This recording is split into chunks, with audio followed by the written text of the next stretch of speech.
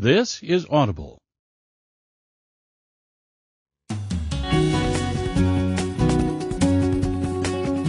Oasis Audio presents The 5 Love Languages by Dr. Gary Chapman, read for you by Dr. Chapman.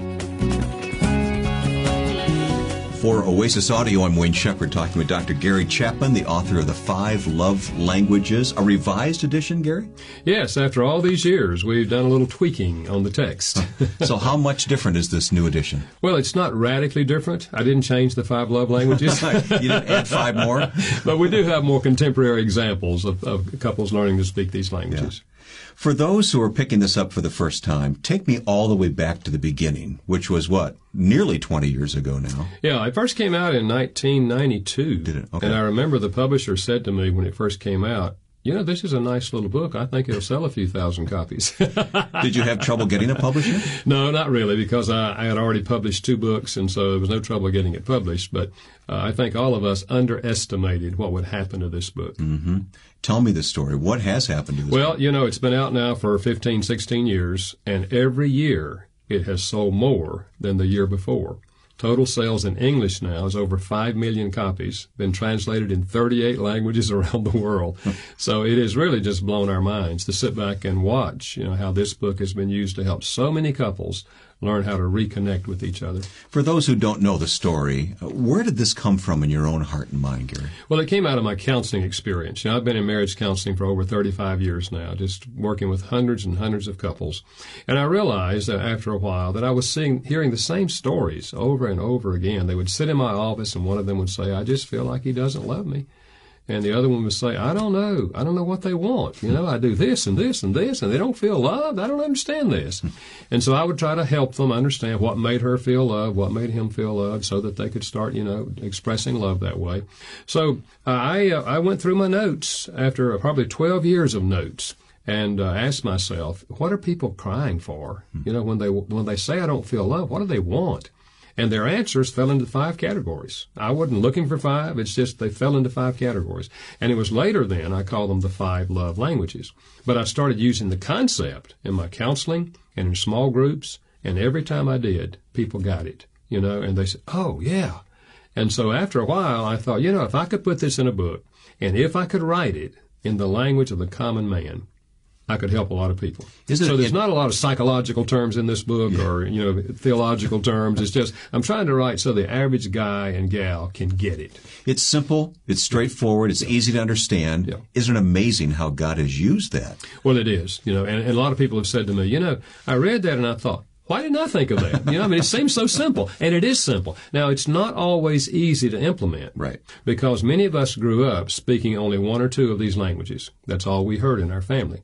So if you talk about physical touch, and I was not touched, I was not in a touchy-feely family, that's hard for me to learn to touch. And the same thing is true with words of affirmation. If you didn't get words of affirmation, it doesn't seem natural to you to be saying these things, you know, to your spouse. So it's not easy for everybody, but it is simple to get the concept. And the good news is you can learn to speak these things. And when you do, it makes a tremendous difference in your marriage. You must have collected stories through the years of people whose marriages have literally been saved because of the 5 love languages. Can you tell me a couple of those stories? I even have one of my own. I talked recently with a cousin of mine who's in his 40s. He and his wife are separated. They're still separated, but he is devouring your book. Yeah. He came to me with it. He said, hey, have you ever heard of this book, The 5 Love Languages? See, this is great stuff. I'm going to win my wife back with this. You know, Wayne, every week when I do marriage seminars, I do about 30 seminars a year all over the country. They're Saturday events. Every Saturday, I have half a dozen people come by and say to me things like, you know, we were that close to divorce. Somebody gave us your book. We read it. It made sense. We tried it. It turned our marriage around. What have you got to lose, right? Absolutely, you know. And so, yes, and the book is just filled with these kind of stories, you know, of course. But every week I hear that, and to me, it's so encouraging because it says to me that the book is continuing to speak to people. People are still discovering this book, you know. After 16 years, they're just now discovering, and that's new to them.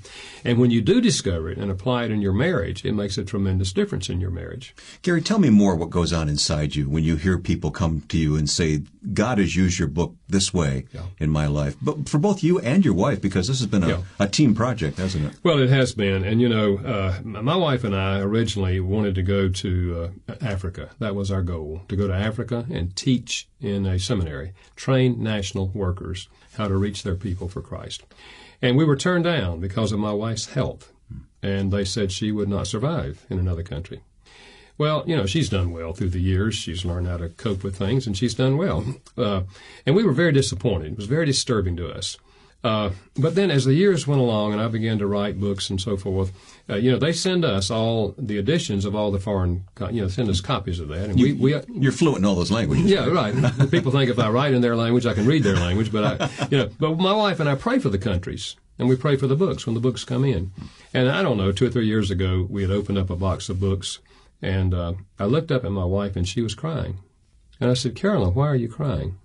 She said, Gary, I'm just remembering we wanted to go to the mission field.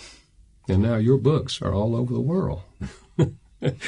And it was just that moment of, in which we just realized the sovereignty of God over our lives. Mm-hmm. He had all this in mind. When we were turned down for the mission field, it never crossed my mind to write a book. In fact, it never crossed my mind to get into counseling either. God had a better idea. God has a way of channeling our lives where He's prepared us to minister. When I went to college, I never thought about going into counseling. In fact, when I was in graduate school and seminary working on my PhD, they didn't even have a PhD in counseling in seminary. They didn't have a master's degree in counseling in seminaries. So my counseling, I learned after I got out of school. After I got my PhD, I learned how to counsel. And so my PhD was in adult education. How do adults learn, But I got in the church and I found out people are hurting in their marriage and they want to talk about it. And so I read everything I could and learned everything I could, and all of my counseling, came out of the foxhole. Mm-hmm, mm-hmm. Very interesting. I'm sure you talk about this in the book, but what if a husband and wife aren't on the same wavelength at all? Yeah. And let's say the wife picks up this book, thinks this is great, and wants to implement this, but her husband's not cooperating. Well, I find that often in my counseling. A wife will come alone, or a husband will come alone, and say, my husband will not come for counseling. He won't even read a book. He won't even talk about us. And they come very defeated, but they come also asking, is there anything I can do? And what I've done many, many, many times through the years, after I've heard their story and felt their pain, I share the concept of the 5 love languages and how all of us desperately need to feel loved. And that just as the wife feels unloved sitting in my office, the husband probably feels unloved too. He's at home, but he won't come for counseling, but he doesn't feel loved either. He's clammed up about it. Yeah, right. And so I share with her that concept, and that the most powerful thing we can do for another person is to choose to love them in their language over a long period of time, unconditionally, no matter how they respond. No payback? No payback at all. Just don't expect anything. And over and over again, I've seen those husbands, or sometimes it's the wife, who melts when they start to get love in their own language. I remember years and years ago, a wife stopped by my office and she said, I'm on my way to the lawyer's office. I don't know why I came in here. I know I've heard about you. I knew this was where you worked, and I just came in to see if you'd happen to be free. And I just want to say, I don't know why I came here. And then she poured out her story of a husband who basically had neglected her for 20 years. She said he works all day. He has an automotive shop in the backyard. He works on cars in the evening. One night a week he goes out with the guys and drinks. He doesn't get drunk, but he comes home. And she said, he expects me to have his meal ready every night. He expects me to have his clothes clean. He expects me to have sex with him at least once a week. And that's all there is to it. And I get nothing out of it. And she said, I've just had it. But after I explained this concept to her, and this was the first case where I'd ever done this, I said, would you be willing to do a 6-month experiment with me? And I explained the concept. You love him in his language no matter how he responds. And she said, well, Dr. Chapman, I guess I don't have anything to lose. So she called the attorney from my office and said, I'd like to postpone my meeting. And so we started this process. I met with her every 2 weeks. And the first 2 weeks, he didn't have any response at all. No response at all. And after the second 2 weeks, he said to her, what's going on with you?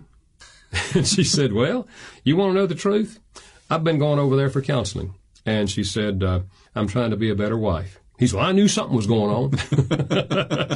And so she kept speaking his love language, and about another 3 weeks or so, he said, I don't know what you're trying to do, but it isn't going to work. And she said, what do you mean? He said, well, you've been kind, and he said, I don't know, it's just not going to work. And she said, well, look, I told you what I'm doing. I'm trying to have a better marriage. I'm trying to be a better wife. And so he walked away, and it was probably another week, and he said to her, he said, I don't know what you're doing, but it's not fair. She said, what do you mean? He said, well, you've been very kind to me. And he said, I'm not much of a husband. He said, it's not fair. She said, look. He's feeling the weight, isn't he? He's feeling it now, see. And she said, well, I told you what I'm doing. I'm just trying to be a better wife. It's probably another month that he came and said to her, you got anything I can do for you? She said, well, if you'd like. So she asked him to do something for her, which was in keeping with her love language. Sure. And then about every couple of weeks, he would say to her, anything I can do for you? So she was teaching him how to speak her love language. He knew nothing about the concept, but she was teaching him how to love her. And after the whole thing was over, she told me, she said, Doc Chapman, I would never have believed it. I would never have believed that man could love me like he's loving me. And I've never met the man, but he tells people in the community, and they've told me, he said, that Dr. Chapman? He said, that man is a miracle worker. He said, change my wife. But the fact is, I'm not a miracle worker, but love is a miracle worker. Love works miracles in people's lives. What's the oldest couple you've ever talked to who's used the 5 love languages to turn things around? Well, I specifically think of a couple who've been married for 30 years, and I give that story in the book. 30 years they've been married and had a miserable marriage and turned the whole thing around with the 5 love languages. But I have many couples who come to me who say, we've been married 40 years or 45 years, but, this thing has helped our marriage. We had a fairly good marriage, but man, it's better now. By that time, you've learned just to tolerate each other. That's and right. just coexist, right? Yeah, or you have learned, how to work with each other, how to accept the things they're not going to change, and how to, you've changed some things, and you've learned how to not fight every day. So in many ways, it's even more amazing that a couple like that can find new hope and new life in their marriage. Yeah, and that's what encourages me, is that all ages, a lot of couples say to me, of course, somebody gave us this book for a wedding gift, and we read it before we got married. And I said, well, that's good, because then when you come down off the high, you've got the concept. And you will come down. Yeah, you will come down. Then you know how to love each other. But also, we have a lot of older couples who say, we thought we couldn't learn anything else, but we've learned something here in this 5 love languages. Mm-hmm. Does your wife have people come up to her and say, boy, that husband of yours, he must have it all together. He's written the book on the 5 love languages. He must be a great husband. Well, if they've read any of my books, they know any of my other books, they know that we had a lot of struggles in our marriage in the early years. I've been very open about that. And my wife and I agreed years ago, if we were going to help people, we had to be open and honest with them. But the reality is, life is good when you love each other and you speak each other's language. I never walk out of the house, Wayne, never, but what my wife will say something positive to me about, you're the greatest, hope you have a good day, it's going to be wonderful, thanks for all you do. Let me guess, your language is words of affirmation. Yeah. And before I leave the house, I always take the garbage out. I always pick up things. Acts of service. So, really, it creates a happy, warm, loving relationship, which is what God intended marriage to be. Mm-hmm. Just a couple of weeks ago, Wayne, my wife came home to me and said, I met this lady in the grocery store. My wife always meets people in the grocery store. She's that kind of person. I've met her, I know. She talks to strangers and to spend 30 minutes with them. But she said, this lady said to me, after she found out who I was, she said to me, that book on the 5 love languages of children, which is, another book that I wrote on this topic with Dr. Ross Campbell. She said, we have a 10-year-old son, and she said, he's just been obnoxious. And she said, we've had such a hard time with him. And she said, I read that book and I realized that his love language was words of affirmation. And we realized that we had been giving him critical words for just a long time because he just didn't do things. We were on his case all the time verbally. And she said, we realized we were just killing this kid. So my husband and I agreed that we were going to start looking for positive things about him, and we were going to start verbalizing positive things to him. She said, we did that, and she said within 2 weeks, his whole countenance had changed. She said, it's amazing what happened when we started giving him positive words. They blossom, don't they? Yeah, and she said, now he's doing the things we tell him he needs to do because he feels loved by us. And she said, you tell your husband that book has worked miracles for our son. And so those kind of stories also I hear, not only on how this works in marriage relationships, but how it works with children and teenagers. Let's face it, teenagers are going through a lot of changes inside, emotional and intellectual, and parents who don't understand this concept, the teenager won't feel loved. You're loving them, but they don't feel loved. And, they sit in my office after they've gotten into trouble, and they say to me, my father doesn't love me. He loves my brother. He doesn't love me. And I know the father loves the kid, but the kid doesn't feel love. So I'm hoping that, the love languages of children and teenagers will continue to help parents do what they really want to do, and that is love their children effectively. I know there are many editions of this book, different aspects of the love languages. You and I have talked before about, you have to be careful, of course, for instance, physical touch, but a manager to his employees. Yeah. There are lessons to be learned here of how to manage people. Yeah, and we're working now. I'm working with Dr. John White on a project that will take this into the marketplace because we believe it has tremendous implications in the marketplace. If people feel appreciated, and normally in the marketplace we use the word appreciate rather than love, but it's an emotional thing. Yes. If you feel appreciated by your employer, then you work. You give yourself to the job. I was, Wayne, in a business some time ago, and I met a guy who said to me after he heard this concept, he said, I've been working for this company for 20 years.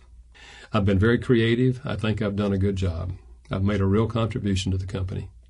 But I've never had anyone in this company verbalize to me that they appreciated what I was doing. I almost cried. 20 years of working, and nobody had ever spoken his language. That's just punching a time clock, isn't it? And he didn't feel loved, even though he felt he was being creative and made a real contribution to the company. So, I think if managers and owners can get this concept, it has tremendous application in the workplace.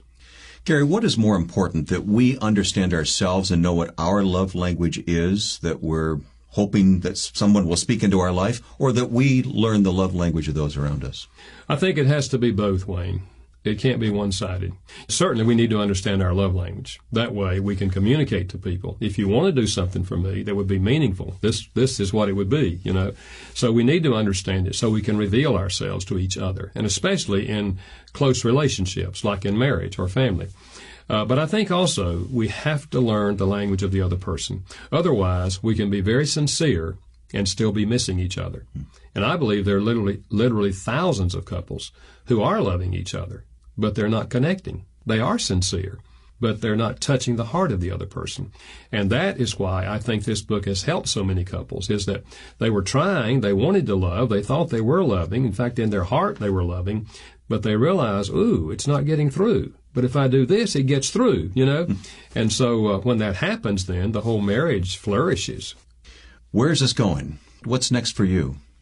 Well, I don't know. I think, as I said, I'm working on a project on taking this into the marketplace because I think it does have implications there. That's my